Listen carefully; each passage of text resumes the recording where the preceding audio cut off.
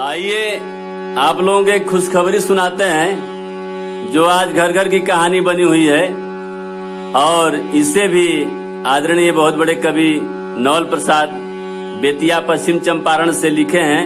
मैं गायक सोनभद्र मिश्र आत्मानंद आत्मा जी गाने का प्रयास कर रहा हूँ। इसको शेयर लाइक जरूर कीजिएगा। धन्यवाद। नैया टूटलिया घर के खुशी लूट गई, सबके चेहरा के नवल हंसी लूट गई। जहर ऐसन बहुरिया पिया दिहनी की माई बाबू से वो करा रतना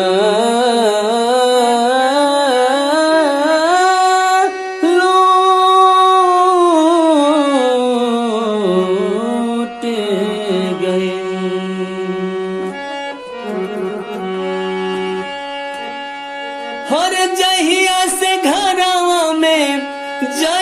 से घरवा में आइल बिया झबरी, ससुर जी के बोका कहे सासू जी के लबरी। ससुर जी के बोका कहे सासू जी के लबरी।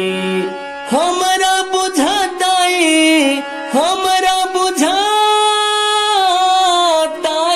हो, हमरा बुझाताई बिया बड़ी लबरी।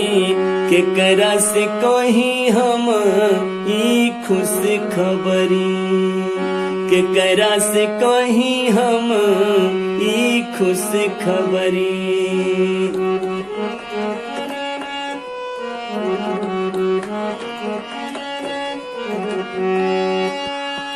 कहले कि हमरा से आटा ना सनाई, खाना बनावे खातिर दाई रखाई। लड़े खातिर हमारे से लड़े खातिर हमारे से बन ले पगड़ी। के करा से कहीं हम ई खुश खबरी, के करा से कहीं हम ई खुश खबरी।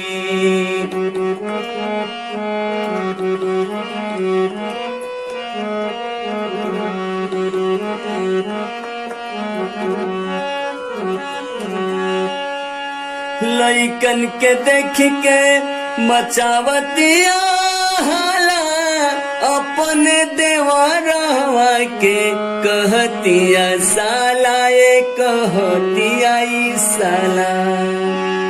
हर डटला पे कहेले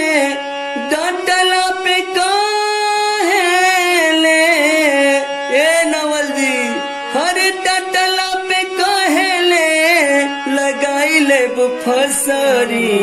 के करा से कहीं हम ई खुश खबरी, के करा से कहीं हम ई खुश खबरी।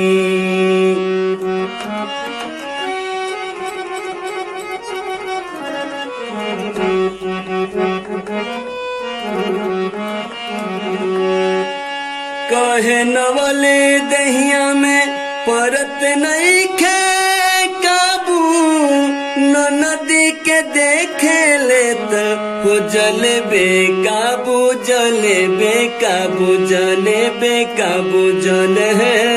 बेकाबू।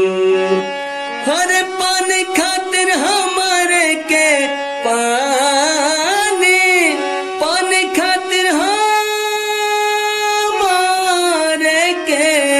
पानी खातिर हमारे के थमावतिया गोगोरी।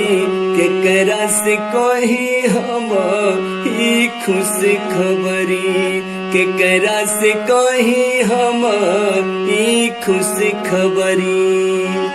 जहिया से घरवा में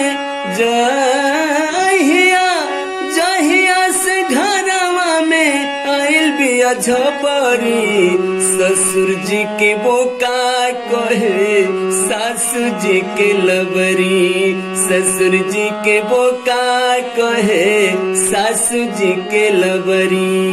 हमारा बुझाता बिया बड़ी रगड़ी, के करा से कही हम ई खुशी खबरी, के करा से कही हम ई खुशी खबरी। ए सूरज पारे जी के करा से कही हम ई खुशी खबरी।